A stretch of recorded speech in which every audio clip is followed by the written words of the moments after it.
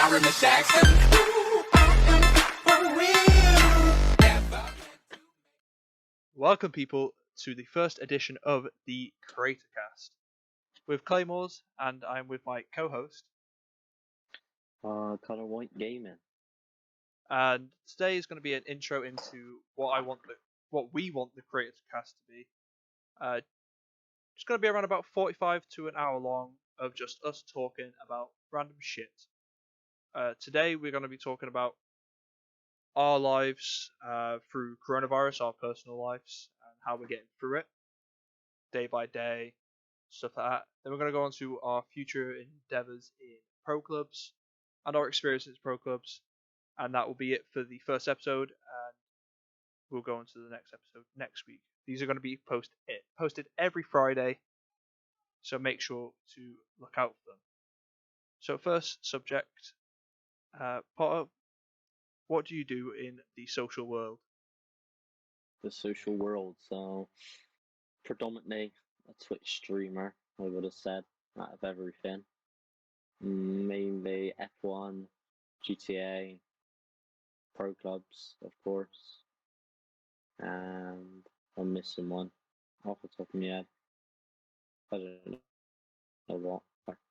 You've But yeah, dabbled mainly in, streaming. you've dabbled in other avenues before. Yeah, I've done loads of different things. But yeah, mainly those. Did do the YouTube thing for a bit. But yeah, mainly focused on Twitch, I would say. And nearly got 5k on TikTok. But we won't talk about that. So, how are you dealing with this coronavirus on a more personal level? So I think it's the same as anyone. It's not very nice for anyone being locked indoors all the time. Obviously, being a streamer and stuff, you're naturally a bit more used to it, I suppose. Yeah. Compared to someone that would be out a lot, but being a person that goes to the gym and likes to play football, little things like that, obviously, you can't do. Affects mental health and different things, but it's just all about just staying indoors and saving lives, as they say. How about yourself? I've been pretty much doing the same, just gaming, streaming, playing Rocket League, Warzone, the new trend of battle royales, FIFA, just a general. With what you said, do you think this pandemic has helped streamers in a way? Like, not just you personally, but like I would say so. In the most horrible. It's not very nice to say it because obviously it's a pandemic. No one wants a pandemic, but yeah, it's kept people indoors and it's kept people on technology. So it's a great time in a way, in some weird way, for us streamers, YouTubers, social media people. Yes, it's helped definitely gain an audience in such a rubbish time, I would say. I say it's helped, but then it hasn't as well, because like people think that they're going to be the next big Twitch star because they've just started streaming like 2 days into quarantine and want to become a Twitch streamer just because they can at that certain moment. When quarantine ends, they're probably just going to go back to their normal life where they're too busy to stream. So I think it saturates the platforms that we're on. That's one thing I've seen through all of this. But I think it's good for like YouTubers and Twitch, like, because where the followers go to the bigger streams first, and then it slowly trickles down to us little lads and ladies. I think it in the end it helps out everybody. But yeah, if you're out there and you're trying to go out, if you do go out, make sure you're in a safe place with no more than 3 of you and you're 2 meters apart. Just make sure you're apart from each other. Like, just use your common sense. Yeah, it's in a way. As lenient as the rules are right now. Mental health has to get taken into consideration. People do need to get out of the house every once in a while, and you just need to be sensible. Like, don't do anything you wouldn't. Let's say you had a child. Don't do anything you wouldn't want your child to do. Basically. Well said. Yeah. And me with my Twitch career, I do Twitch mostly. This is getting uploaded to YouTube. Been doing Twitch for on and off about 4 years, just like different streams. Been a moderator on Twitch for different people who hopefully some of them will be on this creator cast soon. Wanted to do everything. Wanted to be a graphic designer at one point. I've tried pretty much every avenue there is to go for in the social world. TikTok kind of failed. I gave up with that one real quick with 100 followers or whatever they're called on there. I got lucky. Posted plain vids. Pretty much. Going on to Pretty the next topic of pro clubs. What was the first game you remembered of pro clubs, just in general, like playing with your mates? Your first FIFA of pro clubs. So non-competitive. Non-competitive. in We'll go on to competitive in a minute, but like just your first time you played pro clubs, and you thought, "This is good. Like I want to play this." It probably kicked off properly in FIFA 18. I would have said FIFA 18 is when it really. I was like, okay, this is something I could really try and get to a high level with. Is that the point? I probably played it around, started probably 16, 17, I would have said. Is that the point where FIFA 18? Is that the point where you thought? Is that where? Because I know you was big into Ultimate Team through all the years. Is that the point where you slowly saw pro clubs taking over you, like the love for pro clubs going above Ultimate Team, or is that just like that's the definitive FIFA they would say that changed your mind to go straight to pro clubs? Yeah, 100%. Obviously, pro clubs is a lot more of a social thing compared to Ultimate Team.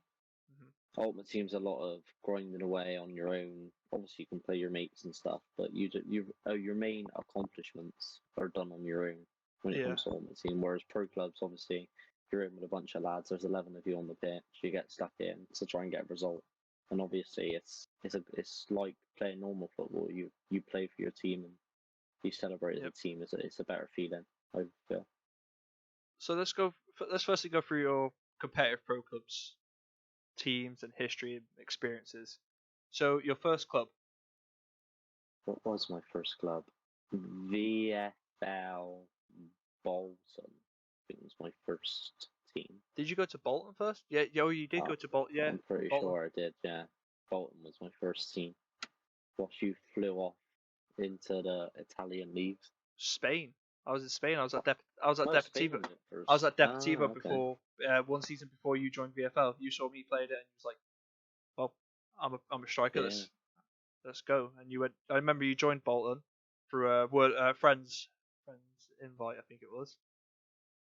How was Bolton? If you had to like put it on a scale, how was Bolton? Admittedly, Bolton. When you think of the achievements I've had with other VFL clubs, Bolton was one of the lower ones, but I also value Bolton the most because that's where I started. Yeah. So, even though they weren't. What FIFA was that? 18, I'm pretty sure. 18, yeah. So moving on from where did you play Bolton? Sorry, striker. I'm pretty sure striker or occasionally winger. Okay. Going on to your second team, who was your second team in? It could be either competitive league that you played in. We can even include the American leagues. Yeah, I can't remember. I'm pretty sure you went to VPG after that. After Bolton, you wanted your own team. Yes, I did. ColourWhiteGaming FC. ColourWhiteGaming FC. The absolute legendary tale of ColourWhiteGaming FC. The survival of relegation. That's where we picked up a team that was surely going to get relegated. We picked them up halfway through the season. Had about 8 games left of the season and managed to stay up and placed 9th, I think it was, in the end. I think it was, yeah. We did. I think in that time we only lost 1 game out of 8, and we was pretty gassed about that. And I don't remember what happened to ColourWhiteGaming after that. It was a great start. It was. Again, I think it's because I was so new to it. Being a manager, you've really got to be committed and have your head about you constantly. So I think it was once the hype was sort of gone, it was like I can't be bothered to be doing all of these stats and everything every single game, and then the stress of players not turning up, so you've got to release them. And back then, obviously, I wasn't as knowledgeable as I would say I am now. Yeah. So that was probably the main reason Color Crew stopped, I would have said. And then ColourCrue stopped after that. Amazing comeback season, you could say. And then me and you both ended up at the same team in VFL. I'm pretty sure. Ended up at VFL Brescia. Big Brescia. Big Brescia. I can't remember what you played at Brescia. Where did you play at Brescia? Right back? I think he was right back for a while, but I think you played. Why do I remember you in midfield? No, left attack and mid. I thought you played left. I thought you played attack and mid. Yeah, I thought midfield was up there. Left attack and mid. And that season was was interesting. Well, the first season was amazing with Brescia. That's with our manager. Wolf. Yeah, UAE Wolf. What a manager! He's on some bigger things now. I think Hulk was the manager. Wolf was Co, I'm pretty sure. Oh, well, I remember Wolf signed me in. But either way, they were both great lads. It was like a Saudi Arabian type, that Middle Eastern type team. Like for us to get into it, it was very good. Played centre back. I can't remember what we did. We secured Europa League, I think, in that season. I think we came sixth. Our first season we did, yeah. Fifth or sixth, I think it was, and then the Ash took over. I think it was Ash Taban took over. And then we had playoffs in the first season because we were in Serie B. We had playoffs and we lost in the final. Yeah, and then we won promotion the next season. Yeah, in the playoffs, and then we went to Syria, and me and you, we had commitment issues to the club, and we ended up getting a 3-month ban from VFL. So we didn't play for a while. Typical. What did you do after Brescia? Where did I go after Brescia? Mainly. I know there's another VPG team that you made. Yeah, Jet C Sports. I think it was called Jet C Sports. Yeah. Yeah, Jet C Sports. So yeah, again managed that. That was I wouldn't have said it was as fairy tale as Colour Crew. But it was definitely we kept the league we were in. It was quite a sturdy season. Yeah, it was alright. And then I think after that, I sort of had a season or so break away from the pro club scene. And then that's when I joined you at Hellas Verona for a season. The Mighty Hellas. Mighty Hellas. Out of all of them, you've missed out and then you joined VPG QPR and went unbeaten. I did. The undefeated season. Undefeated season in VPG. Yeah. Would you say that's your biggest achievement, or would you say the biggest achievement would be staying up from the position we was in VPG? Because I was the manager of Colour Crew, I would have said that's a bigger achievement for me. Yeah. Even though overall, if you put them side by side, probably the undefeated season's better. But yeah, both were equally as brilliant. I've had my time in VFL. I started off my first season at RC Deportivo. We went to the playoff finals and then bottled it to go into the it's not there no more, but the Liga 1, the Bundesliga. No, Bundesliga. No, that's German. Bundesliga's German. Yeah, La Liga. The Liga Spanish. Oh, whatever it is. BBVA, La Liga BBVA.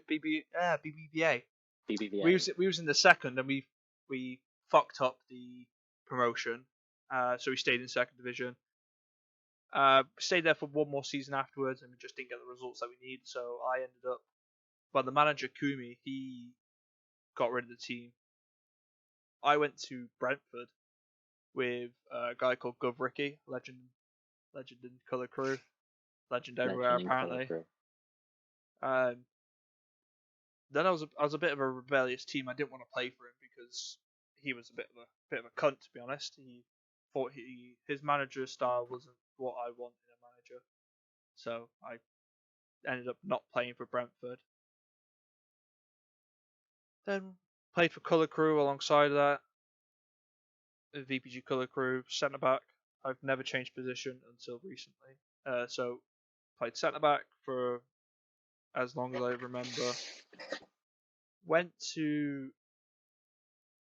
Did that Fairy Tale Colour Crew season. Then went to, who did I go? Brescia. I went to Brescia with the Saudi Arabia Brescia. Teared up the scene, had like 6 clean sheets, was absolutely dominating it. Then I then I stayed at Brescia for the second season. Third season got banned for 3 months.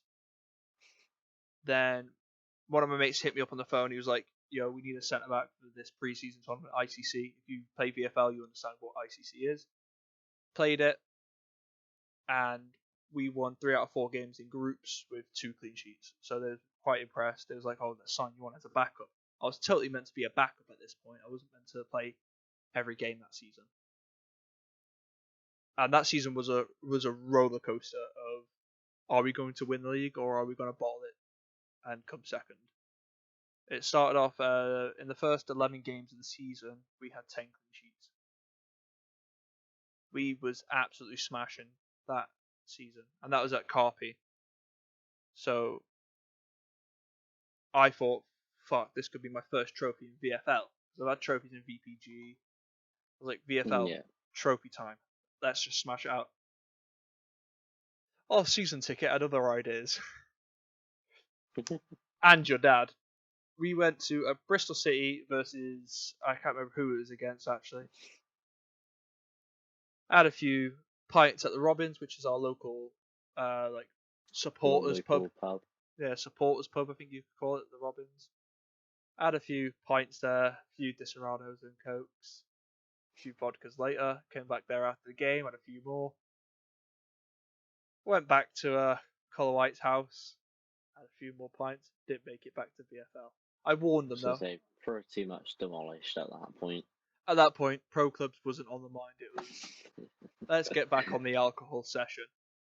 So I did warn them, and that's when it got ropey because I missed 2 games that night, and then I didn't play the next night as a punishment for staying out. So we played 3 games and we only won 1.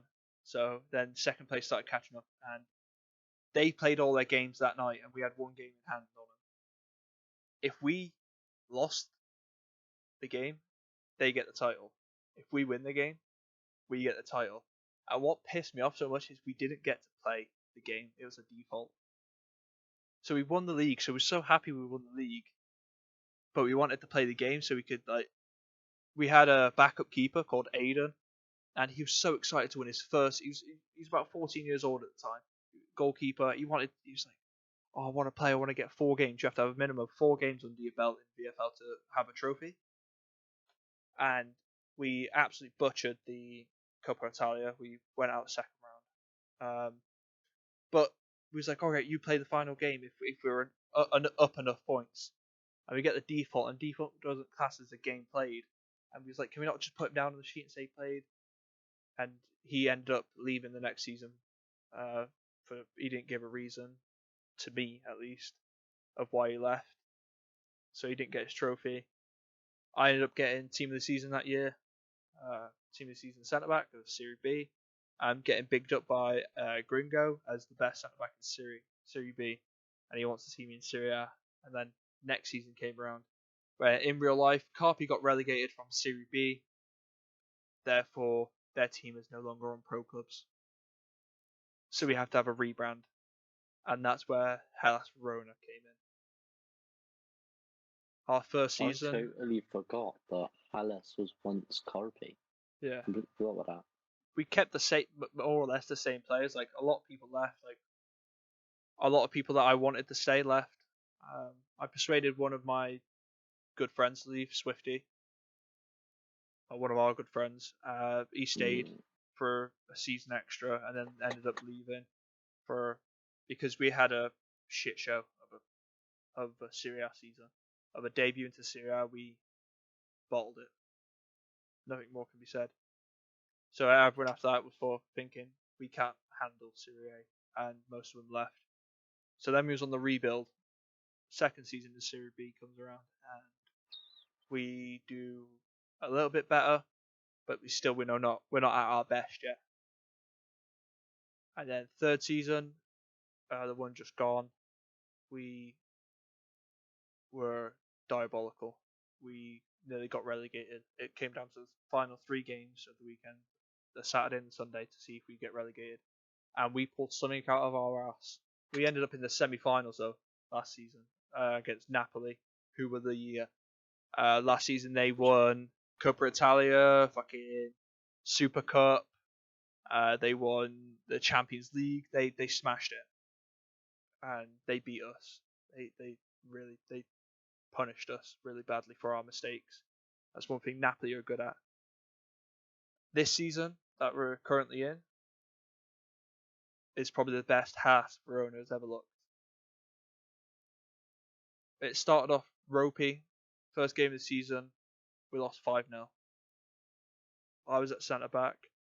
3 of them was my fault. Alright, 3 or 4 of them you could say was solely dependent on me not doing my job. So I stuck a few games out. I told the manager, I'm playing horrible right now. Horrendous. Shit. Bench me. He benches me. We start getting results.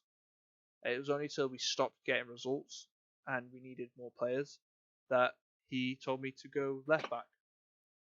So for the past 8 games, including Cup, I've played left back, and I'm loving it in left back.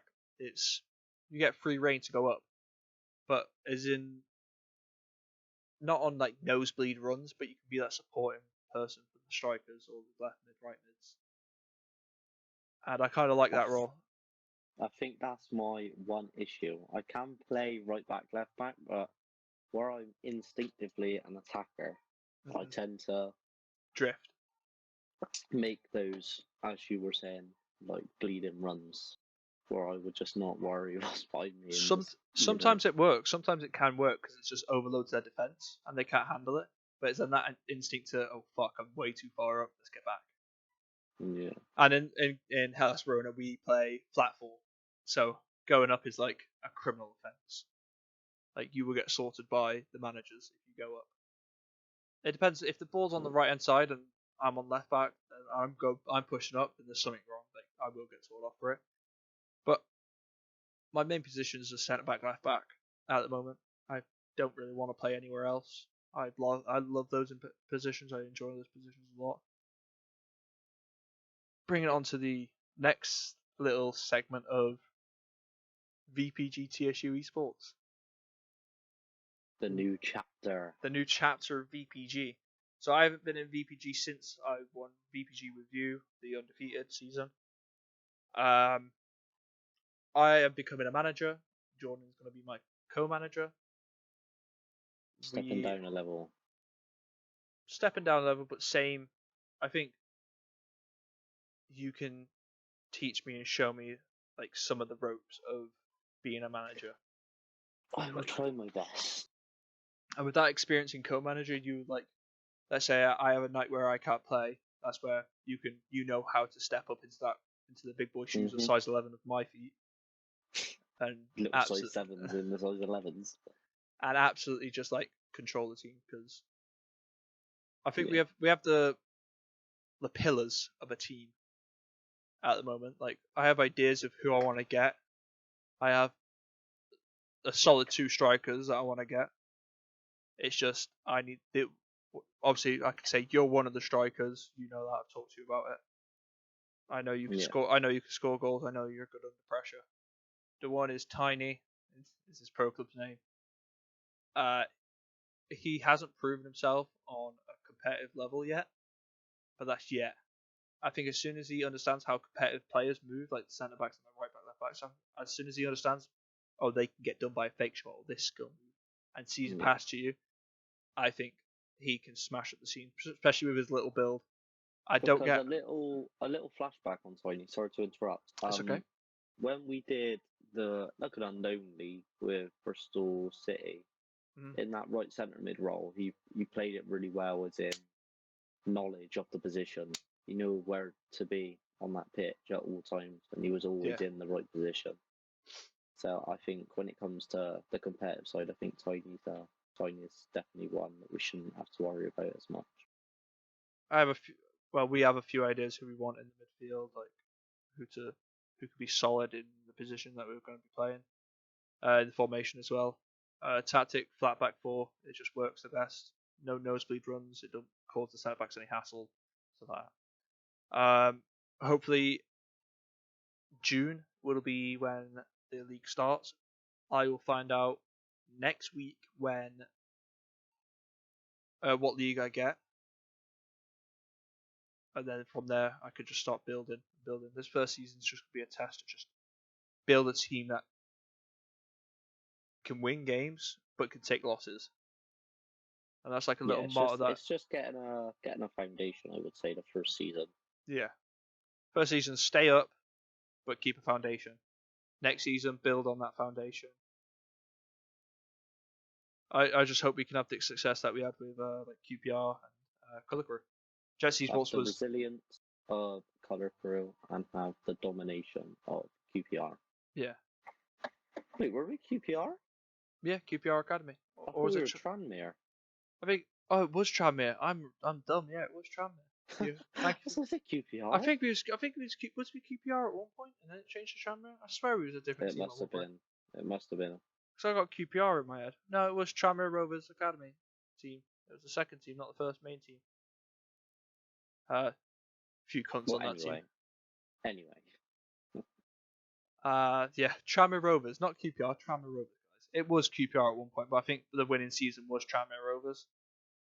We changed over. Yeah. I'm trying to think what else pro clubs wise is happening. Quarantine's making pro clubs bang right now. Yeah, when it comes to getting the team prepared, I suppose it's just building a rough blueprint of how you want the team. It's getting on to the club and putting it to Division 1 for the box to be better. It's just the little preparations, I would say, at the minute that's going on What's for your TSU. like tips to anyone, like not just for me, like your tips to anyone who wants to be a manager in any league, not just VPG, in any league, like your golden rule. So, am I saying this as like me personally? Well, if you had to tell someone came to you for, let's say someone says, Advice. yeah. So someone said to you, So, I want to make a team. What do you suggest that I do to build this team, to make a team? okay. So, first off, is definitely how you approach players and how you talk to the team. If you try and speak as if you're a level above them, they're not going to perform. They're not going to want to play for your name if you're not technically, but you're essentially throwing dirt on them. Yeah. So one Thinking tip you I better. would say Thinking you is better. definitely have your management in the team, but then have it on sort of a friend base in a way, but in a way that they know that when it comes to game time, this game face is on. Let's get ready and go out and win the game. Yeah. Yeah, just make sure that players are committed before you attempt to sign a player, because there's nothing worse than thinking you've got your team sorted and you no longer looking. Then you go into your first 3 games and say you have not the best of starts, you lose 2 and only win 1, and that player goes, "Do you know what? Fuck this, I'm gone." Yeah. But this, Fair share yeah, experiences with that. It's making sure you've got players that are gonna play for the team no matter what the result is. Yeah. They're my 2 main tips, if you like. All right. Just on to a quick subject of sport. what do you think about sport right now during quarantine? As in the German Bundesliga coming back after months of no football and having one of the highest recorded viewer watching it because it's the only football, it's only sport pretty much on right now. I did not know that actually, but it's obvious it was going to be like that. Football's massive all around the world. Obviously, that was down to the German FA and stuff. They deemed that Germany was of less of a threat enough to start bringing back football. Mm-hmm. They're taking good precautions. I read a little article earlier that Hertha Berlin, I'm pretty sure it was, they did a celebration. One of the players kissed one of the other ones on the cheek, which is against the social distancing sort of rules. So they're serious and strict on it, and let's hope it doesn't cause any sort of sudden spike and cause football to go again. But it's definitely going in the right steps, and it's a big money booster for German football. One thing I want to say about the England situation, as in the all lower divisions of the English English divisions, like so I think it's stage 5, 4, and 3. So like non-league, Vanarama, stuff like that, have all said their leagues will not continue. Like they've suspended this season. What about the Liverpool situation? Like, I'm happy about the Liverpool situation that goes ahead. About if they axe the league, Liverpool will not be crowned champions because teams can still get points. Like if it was to continue as normal, teams can still overtake Liverpool.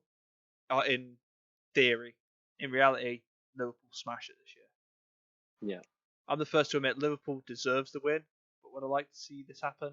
Yeah, I'd be a liar if I said I want Liverpool to win this league.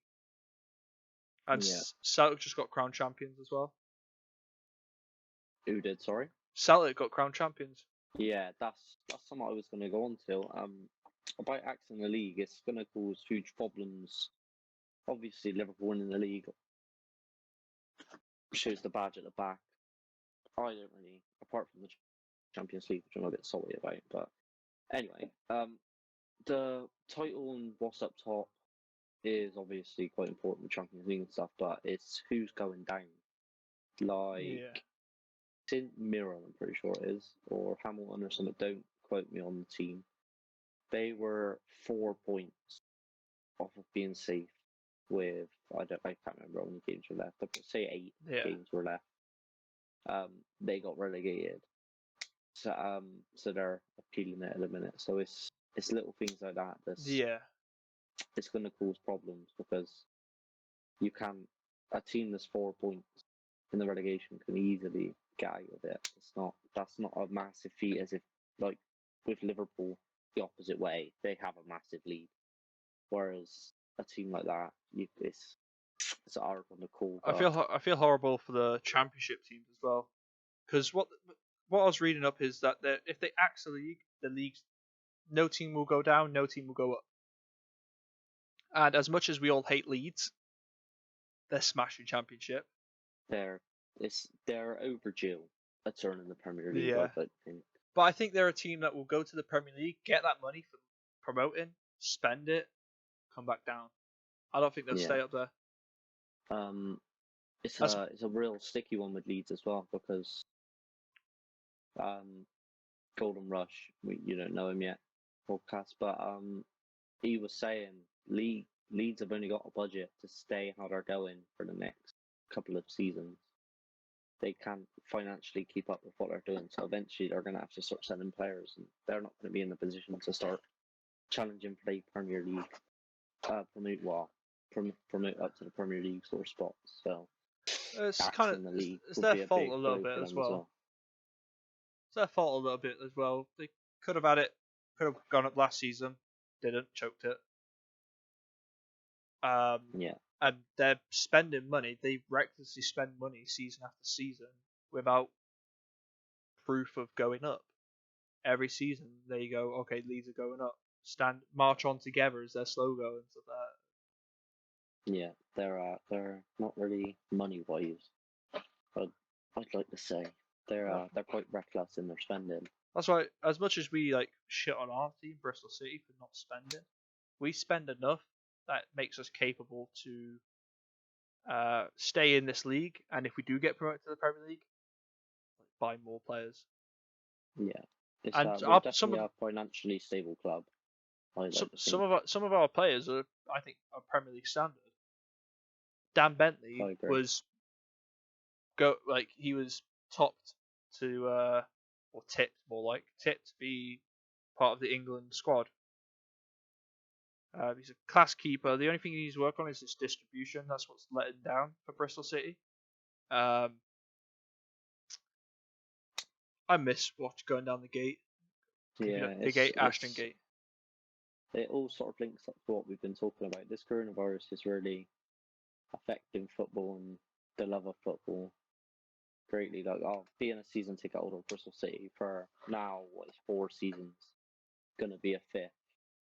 It's a massive thing. It's a big part of your life, going down there every other weekend to go and rant on your team and see the local people you see every weekend, and get your pint and your pie. And it's the little things you take for granted, but when it's not here, you're sort of like, shit. A lovely sheep's pie on a cold, wet, rainy night. Nothing Exactly. better. There is we've had. It's not just like being because other countries think, oh, football hooligans, just fight. It's more that you look to your left and look to your right, and those people to your left and right are rooting for the same thing as you.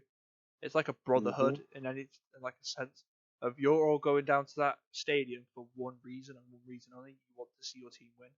So win, lose or draw, you're behind your team. But if you lose, obviously you're gonna have a little moan, or this player was playing this player was playing shit, that, or this player was playing good. But the winning feeling, I can only relate it to Bristol City, Man United. War game. Both my teams, and people slate me for having 2 teams, but I was born in Bristol, raised in Manchester.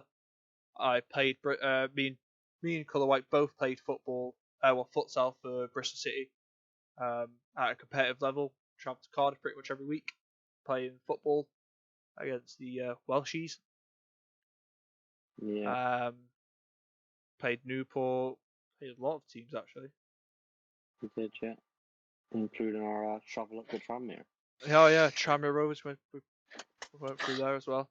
So that's where my love for Bristol City first when I kicked in. When I first played in a Bristol City jersey, I was like, well, might have to go watch a game now. And then Jordan invited me down to a game. I was like, I enjoy this. This team is my local team now. And most of my family's are Rovers fans, so they didn't appreciate that at all. But yeah, that's where my love for Bristol City came in. And I lived in Manchester, and Manchester's red. So end of that discussion. When Golden Rush comes on here soon, as he will want to be on here, we will not reiterate that comment because he We will. will not reiterate that comment. We will be sat here for 2 hours talking about why Manchester is red. Now he'll think Manchester's blue because they won the title, but in both rivalries this season, that's axed. That's not axed yet. Man United's done the double, so Manchester is red. In my opinion on that, I think if the team that wins the most, what's it called, derbies, then City's obviously theirs. And if you go off titles, Man United is one of the most successful teams in England. Bar Liverpool now because Tottenham couldn't handle Liverpool.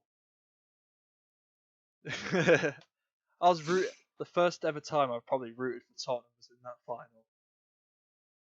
Yeah. Just so pale. I think I'm a curse to teams. The penalty. Mm-hmm.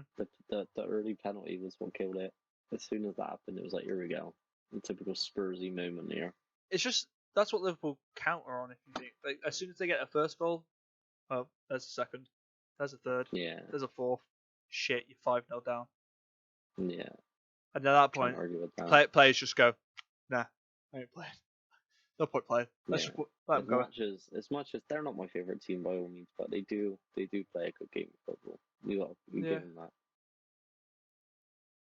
Yeah, they do. One thing I wanted to say about football as well is teams aren't going to make big signings because the owners of the clubs and the chairmen aren't going to be making much money at the moment unless their business is in like toilet roll, Yeah. because they're going to lose money. Like our Paul Lansdowne is going to lose a bit of money in his business, in his line of work.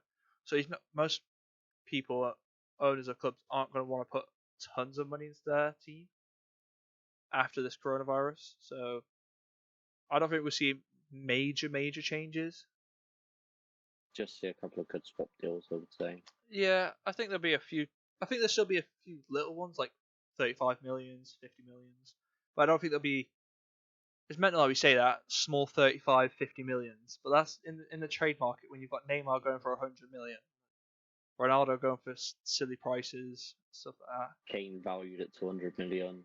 When you value players at that and you say, oh, small 35 million. 35 small Yeah. compared to like 200. It's fucking tiny compared to that. Yeah. On paper, I think the best squad in the Premier League, and this is from the most unbiased point of view ever, is Man United. On paper. You think? On paper. Just look at that squad. David De Gea. I would say if Sancho comes in, which he definitely, I can't see it now because of all of this. But if he did, But if because he was rumoured. If Sancho come in with Martial and Rashford up front, with Pogba and Bruno Fernandes in behind that, I'd debate it. I would debate it. Who do you think? I think we need to get a new centre back in. Or Yeah. a new centre back. It's the same as Spurs at the minute, to be honest. It's a refresh of the defence. Well, if you think about every team in Premier League, the only solid teams with solid centre back teams are Liverpool, and that's pretty much because Virgil van Dijk does everything. I still don't think he's the best defender in the world. Then again, that's the IMO. Yeah, that is my opinion. He's not the best defender. Everyone to the podcast. Yeah. No matter what your opinion is. We may argue our opinion, but it's your opinion of the day. If you think you're right, you're right. But I think Virgil van Dijk isn't the best in the world right now. He's won. He hasn't even won a Premier League yet. And if you have the Ronaldo Messi debate, Ronaldo is better. Okay, he's done it in multiple teams, different leagues. Messi stuck to one team. Messi shows loyalty, okay? But Ronaldo shows he can do it in whatever league he chooses. He is a great player for great players. But both, I'm not shitting on Messi. I'm not saying Messi's shit. Messi's amazing. They're both. We are very lucky to have had two absolute outstanding footballers in our generation. We're very lucky.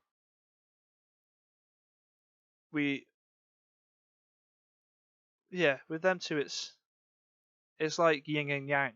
They're both. Without each other, they're nothing. But with each other, they're fucking great.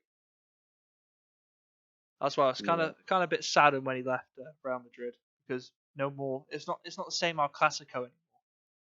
No. For them two not battling it out. The El Clasico was like, when you see a poster of the El Clasico, it's Ronaldo on one side, Messi on the other.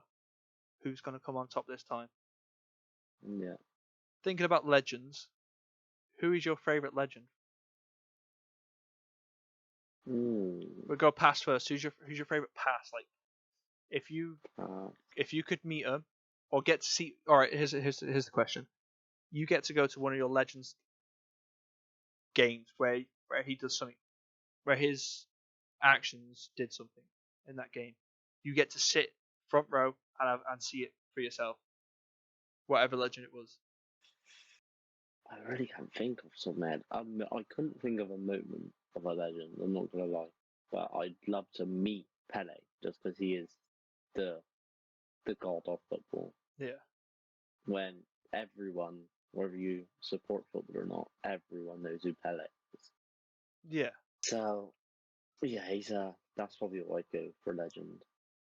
And it's a pretty trick question, because you know what I'm going to say for present. Yeah, I know who you're going to say for present, but they might not. My past was probably David Beckham. Actually, I change Nemanja Vidic. Great player. So I can't remember what team it was in, but someone was 1v1, about to go to the goalkeeper, about to score. Past Edwin van der Sar. What another legend. I would love to meet him as well. There's so many I'd love to meet. Edwin van der Sar, Peter Schmeichel, Teddy Sheringham, both legends of our club. Like, as I was saying, Nemanja Vidic come in, slide tackle from behind, gets the ball, oofs it up the pitch, Patrice Evra, bangs it in the back of the net, finish. Nemanja Vidic saves the day, we win the game. But then, like, I want to meet that guy. I don't know if you've seen the video, the goalkeeper who does the scorpion kick save. Yeah. I want to Yeah. meet him, shake his hand, buy him a beer. Yeah. Imagine having the Legend fucking of the balls sport. just to do that. Just, whack outs. Do you know who that was against? Who's that? Man United. THH joined the party. Yeah. Was it against Man United? Was it? Man United. I was looking on a video the other day and it says Manchester United and he's from some Mexican team. I can't remember the name. Sorry. Present. Mm-hmm. You like to meet a moment. I'd I know you could tell him. You could say a moment. Your favourite moment of that person. Oh, one of my personal. Between two. Alright. Mine's got a bit. Obviously, it's Harry Kane for me. Okay. And one of my favourite moments I'd like to sit and watch is the goal we scored against Chelsea. One goal that stands out for me. He dribbled straight past loads of players, come through in the middle of the pitch, and from miles out, tucked it in that bottom left corner. Absolute beauty. You're going to be surprised by my present player, Okay, Kieran Trippier. I am surprised. You're right. The World Cup, or is it Euros? Euros, World Cup, Euros. Big was his free kick. Free kick was yours. Croatia. As much Yeah. as I don't want to relive that moment, none of us thought he was going to score. I Yeah, that was cannot. absolute beauty. I remember me and Jordan were in. We was in Fairford, right? Yeah. With your family, a few friends. We're all sat around this tiny TV screen in this hall. All this time. I'll say tiny. It's about 27 inches on the wall, but it's up high. You're bending your neck to see it. You've got a pint in your hand. You're absolutely slashed because it's the Euros. You're excited because you've seen England in a semi-final of a Euro.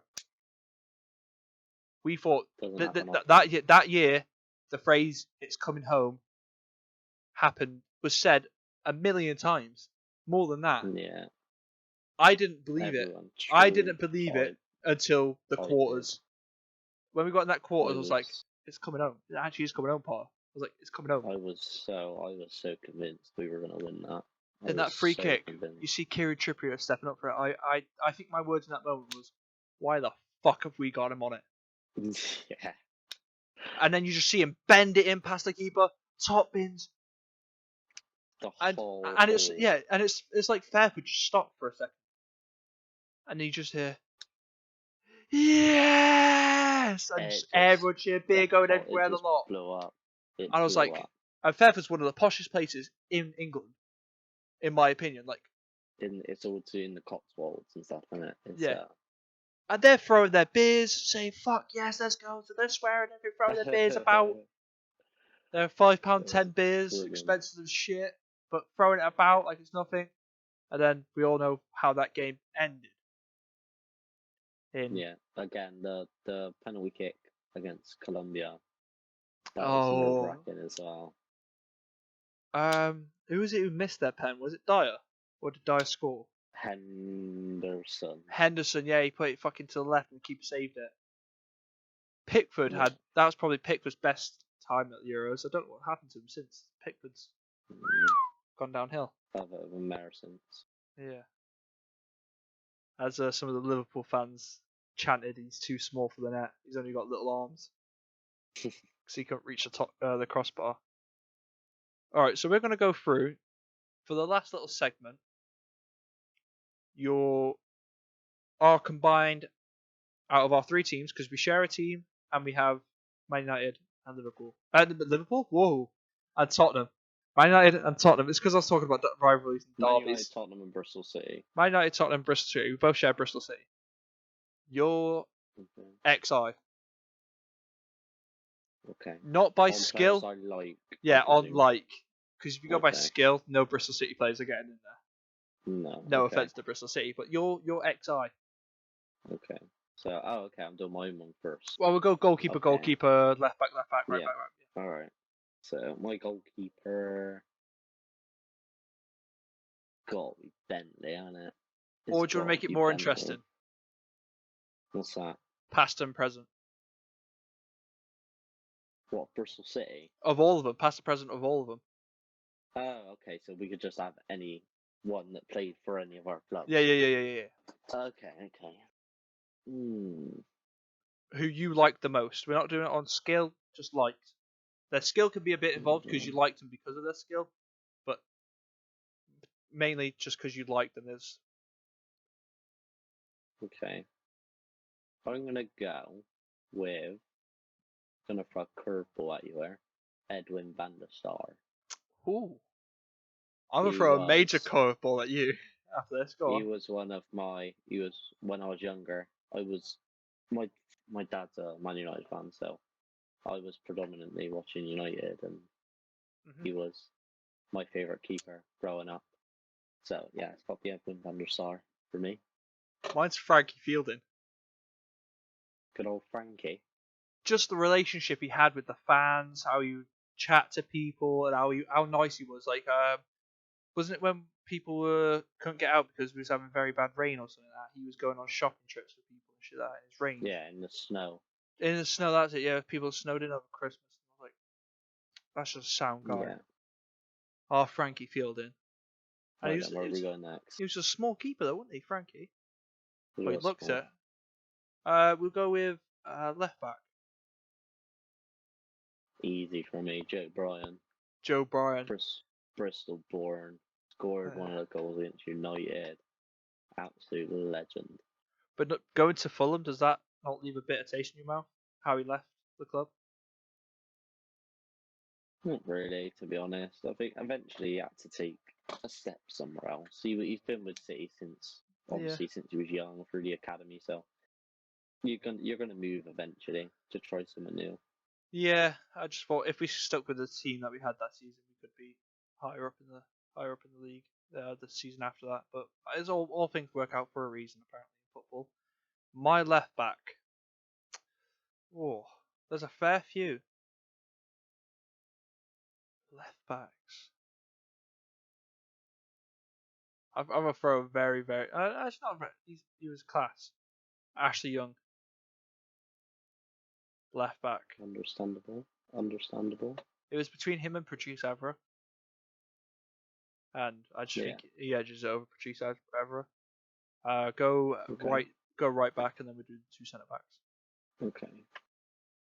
Your favourite right back? Right back. I should have gone Patrice Evra for I love this game.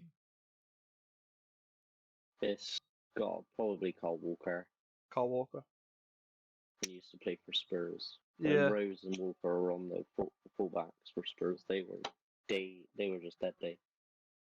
They were great. Mine's another Man United legend, Antonio Valencia. Prime Antonio Valencia. What a guy. Absolute legend of the scene. Two centre backs.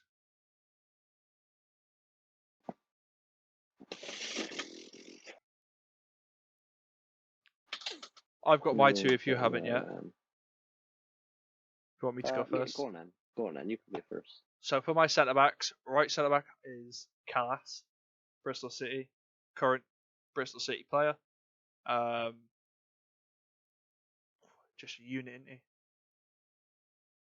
The amount of runs I've seen him do at the pitch as a centre back and get past players. Yeah. He's a very quick. He's one of the fastest in the championship for a centre back. And you've got Nemanja Vidic. My type of centre back. Hard it in. Don't give a fuck. The Serbian. Yeah. Absolute tank. Mine. Mine, I've gone for two slightly different reasons, but mine's going to be Yamba Tongan and Tanganga. Oh, the new boy, Yamba, Tanganga. yeah, yeah. Yamba Tongan because obviously he's been a big part of Spurs, especially since I've been a supporter of him. Mhm. So a big super Yam. So yeah, he's a player that's always going to stick with me no matter what. Yeah. And then Tanganga because I just enjoy the way he plays. He's such a fast, athletic centre back, and he's fun to watch. I like to watch him, so that's my reasons for my centre back. All right, we'll go with a 4-4-2 formation, so just easier to deal with. So left mid, right mid. I've got my right mid. He played right mid and left mid. Ronaldo. I am one of the lucky people to say I had the pleasure of watching Ronaldo at Man United. Should we just say that's our left side then? Our left winger. Actually, no, he's my right mid. Left mid is Nani. Okay, Nani and Ronaldo. Nani We got Ronaldo. big. Nani and Ronaldo, what fucking legends of the game. I feel like I should be picking more Bristol City players there. I do, but they're like, it's people that you like. Mine's gonna be Gareth Bale and Min Son. Gareth Bale at Tottenham. Just Imagine what just Tottenham could have done absolute with Gareth Bale there. force. Bale, Son, and Kane up front. Just Mad. sounds dream that is. But yeah. Anyway, both brilliant dribblers, and both when on Son especially with any foot can just pull miracles. So that's my main reason for my two wingers. All right, centre mids. I have to give it one of my favourite centre mids at the moment. Hanno Masengo. Yeah. Good our Hannah. So Hanno Masengo is one of mine. French, absolute brute of a teenager. I'm sure he's only 19 years old, and he can play the championship like it's his bitch. Like he has got the strength to handle the championship. Other centre mid.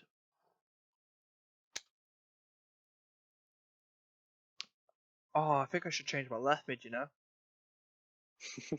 Paul Scholes. Centre mid, Gary Neville. Or Nev. Nah, centre mid, David Beckham. Okay. With Hanno Masengo. Perfect. Alrighty. Mine's got to be.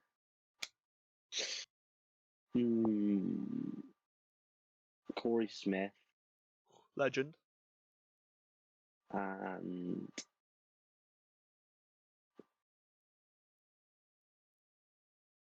probably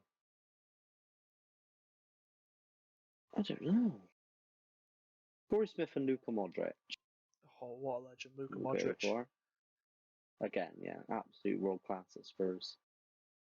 So yeah, For such an ugly looking cunt. for an ugly little Croatian, he was class. To be so good, still got bitten us to Croatians for beating us in the semi-final. You couldn't just let us win it, could you? Just couldn't do it. Scored that free kick and you got insulted and then ended up scoring 3. You got 3? They won 3-1, didn't they? Or was it 2-1? It was something like that. And then you let the French beat you. So, two strikers. Wayne Rooney. He has to have a shout up there. Wayne Rooney's That's just expected. That's expected. I don't know who For a else. United fan, that's expected. Oh, you're gonna hate me for this next one. It's your opinion, not mine. Fernando Jesus. No. Oh wait, no. I forgot about Tottenham in this. Harry Kane. Of course I would have Harry Kane up front. Oh, thanks, mate. I No. forgot about Kane, to be honest. Kane I got and Wayne Rooney. Mine's gonna be Harry Kane and Nicky Maynard. The Snake? Nicky Maynard for Bristol City. Oh, he was good for Bristol City, but he was good. I wasn't really a fan of Bristol City at that point, so I can't really say Nicky Maynard. Yeah, being sat at the old East End. Or if I had to go for a goalkeeper again, it would be Basso. for Oh, Bristol what City a as well. fucking keeper. Well, there's so many. There's Yeah. Edward Van der Sar, Basso, Peter Schmeichel. There's class. Laurie, you could chuck in there. De Gea, you Sure, could yeah. chuck in there. Fucking Brad Friedel. Frankie. What was the other Big one that? Frankie. Who was the other one who played for Bristol City? Can't remember his name. Luke still. Nah, old England #1 at one point. David James. That's the fucker. But he was too David cocky. James. Too fucking cocky. Yeah. Well, Yeah. that is our XI. Let me know what your XI is in the comments. We will read over them. Have a little gander of your teams.